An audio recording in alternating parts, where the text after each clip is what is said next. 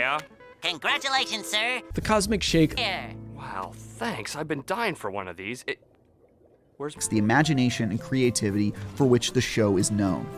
What? Something like Super Mario Odyssey, Don't tell me you forgot my... reason to play it instead of the multitude of alternatives. Didn't you ever once think of the... Actual gameplay. You call yourself... Super Mario Odyssey in a pineapple under the sea. Well, I ain't buying! Sponge? Sponge? It's okay. Sponge?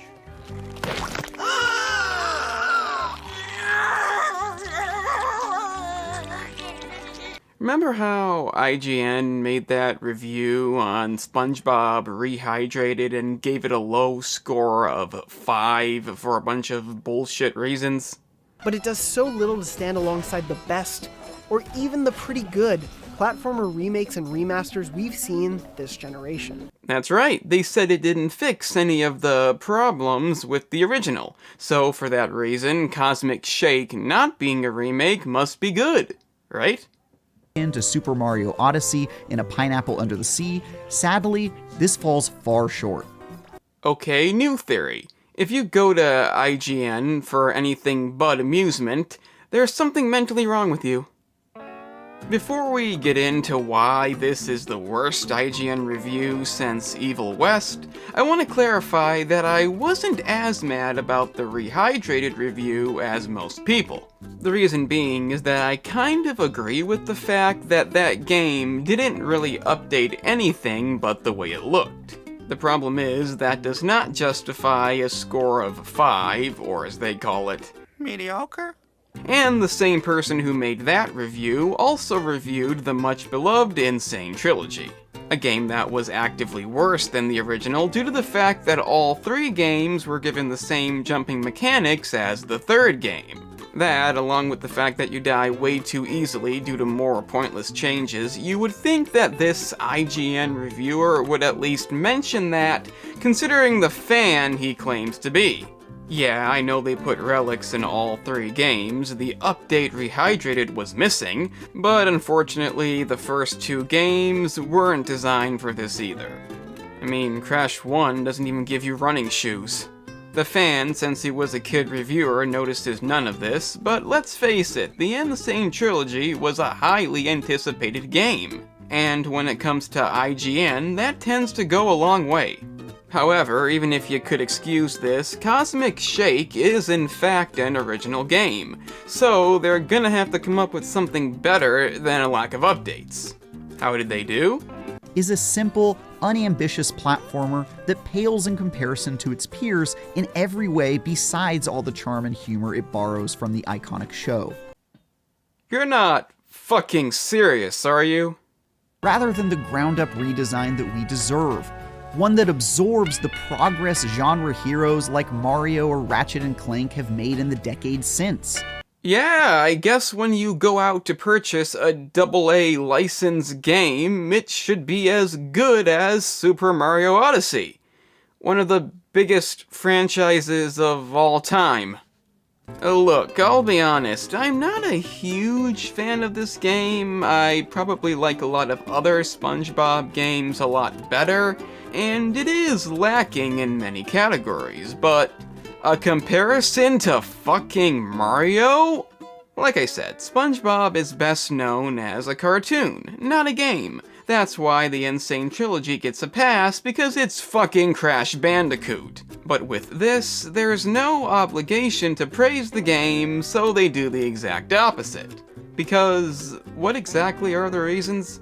It's been almost 20 years since the release of Battle for Bikini Bottom, and just over 2 since the Rehydrated remaster reminded us of how poorly that game's mechanics have aged. And it's shocking how little that formula has evolved for this dull follow-up.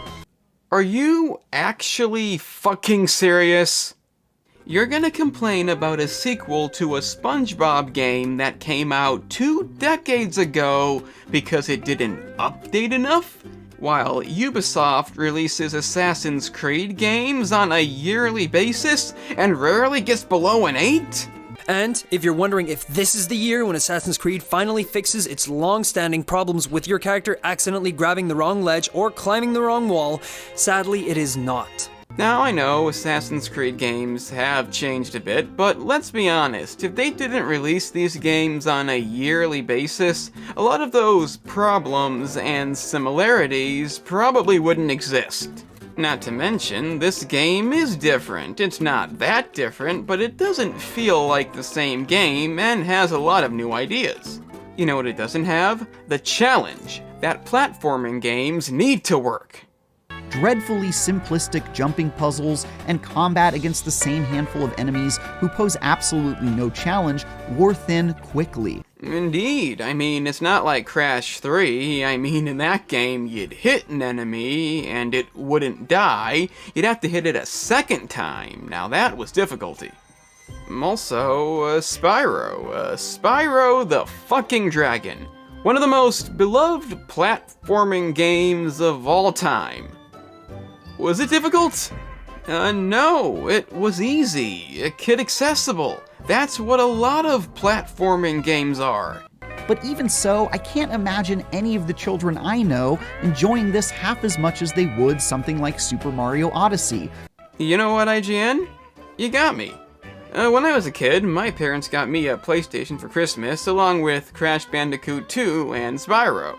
And then upon playing Crash 2 for a while, I decided it was way too hard and spent most of my time playing Spyro instead. So, I guess I'm just a loser. I mean, I did eventually go back to playing Crash Bandicoot, obtained all the platinum relics in all the games, and it is now my favorite Naughty Dog franchise, but still, when I was a kid, I chose to play an easier game instead. What an asshole. However, some people are smart enough to see past this shit, and that's why they have a more intimidating way to put this game down. Whether it's the incredibly basic jumping and swinging that becomes irksomely repetitive within minutes, or the humdrum combat that has you mopping up the same handful of enemies hundreds of times without anything to meaningfully differentiate the first battle from the last. Repetitive jumping in a platforming game. Repetitive jumping in a platforming game. You can't have repetitive jumping in a platforming game? I'm gonna assume this asshole doesn't know what platforming means and get to the point when they literally, blatantly lie. In fact, there are just so many great kid-friendly platformers out there already in 2023 that aside from having SpongeBob's face in it, Cosmic Shake gives you no reason to play it instead of the multitude of alternatives. This came out at the end of January. The fuck? This is fucking sick. So, IGN are blatant liars now who will make shit up to knock games they don't feel the need to suck off.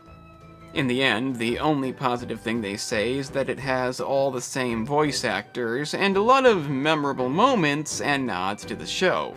Well, yeah, a good, well-made platforming game without any huge flaws that reminds you of the show it's based on is good enough. I'm not saying give it a 10, and yeah, the game's very underwhelming at times, especially the ending that was disappointing, but still, it's a good game. And considering Nickelodeon's effort with shameless spin-offs and mediocre films, it's too bad that a game that's more faithful than anything else at this point gets knocked by the piece of shit site that is IGN. If you don't like the game, I can see that, it has flaws, but not one of them exists in the review that IGN made. Not one. So, unless you bought this hoping it'd be as good as Mario Odyssey, you should be satisfied with what you're getting. But if you really think the game is Mediocre? then I guess IGN is the site for you. In my case, I'm gonna stick with IGN as a source of amusement, and continue to call them out when they make bullshit reviews literally based on lies. I'm the Game Analyst, and don't forget, Jumping over a cliff and hitting an enemy is not challenging. Jumping over a pit and hitting an enemy 2 times, now that's challenging.